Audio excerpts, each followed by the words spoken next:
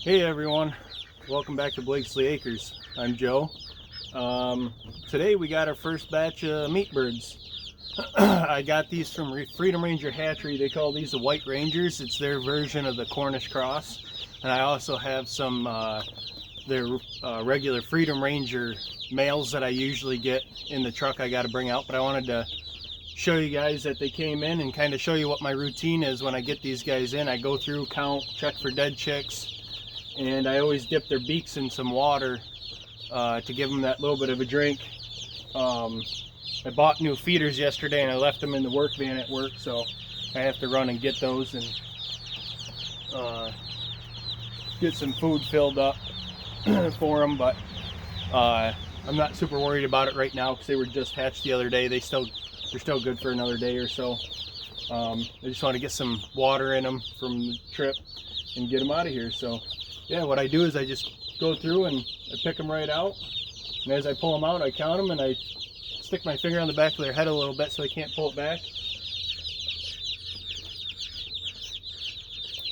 and let them get a little bit of a drink of water.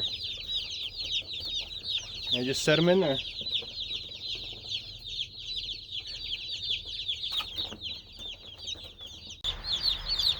Okay guys, counted out their variety of Cornish. I had 51 right on the money. My boss we ordered 95.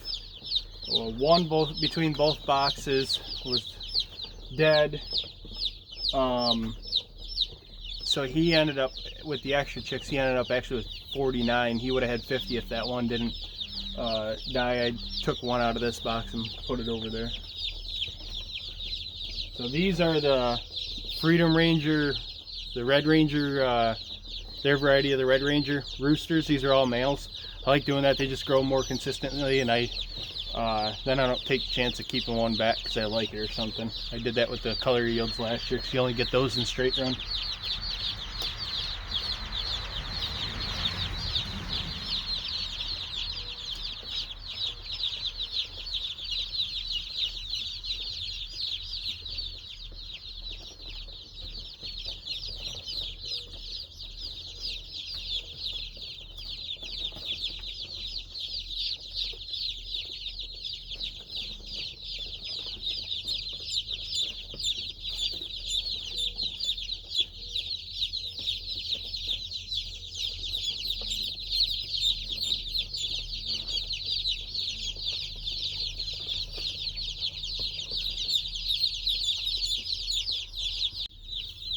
Okay, I got everybody in here, counted through the red Freedom Ranger males, and everybody's drinking good.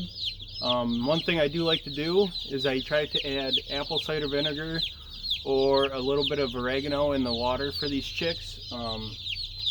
It seems to help quite a bit. I've noticed that I've lost a lot less, and I've lost a lot less chicks since I started ordering from Freedom Ranger Hatchery.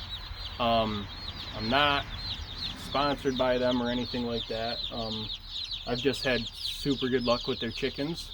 The last couple of years it's been so hard to order meat birds from anywhere. This year especially was really bad with the whole egg and chicken avian flu stuff or whatever. So I ordered these guys back in January, and it looks like they're pretty much sold out for most of the rest of the year.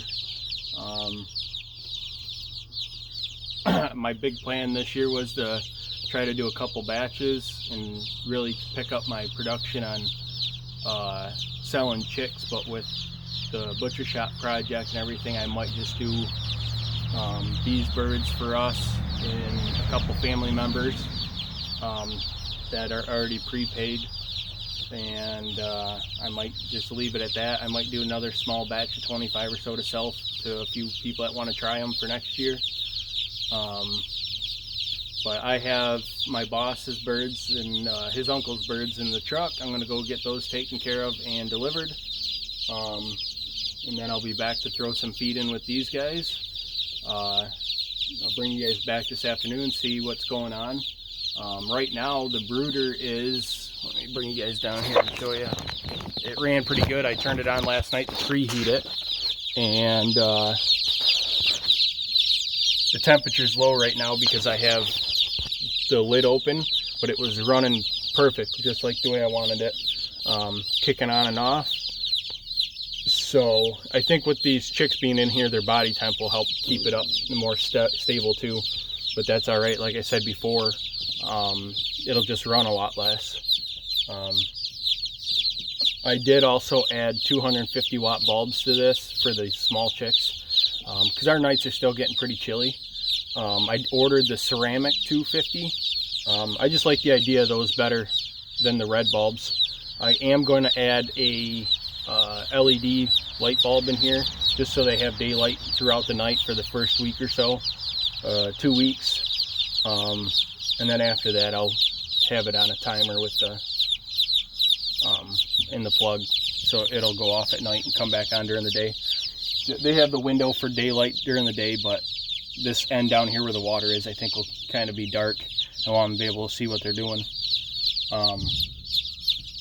So yeah, got these guys settled in, and I'll bring you guys back this afternoon to check on them, make sure everybody's doing well still. So it's been a couple days now. These guys are eating and drinking really good. They're getting big. They've like doubled in size. They're using the waters really good. This is working out pretty good. You can see it was up to 95. But we had a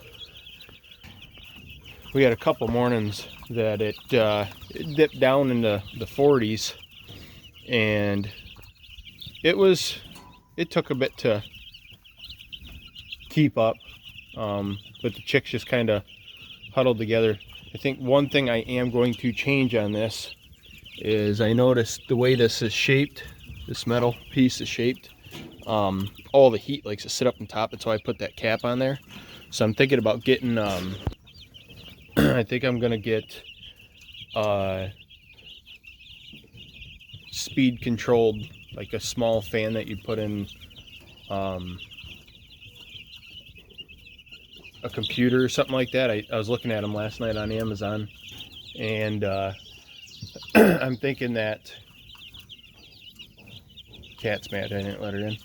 I'm gonna get one of those, and I'm gonna put it on the lowest setting to circulate that hot air in there, because it gets up in the top and it's like 100 and something degrees up in the top, but then down in the bottom it'll be just keeping temper a little bit lower. So I think that'll help out too if I do another batch this year. If not, I'll get it set up for our next batch next year.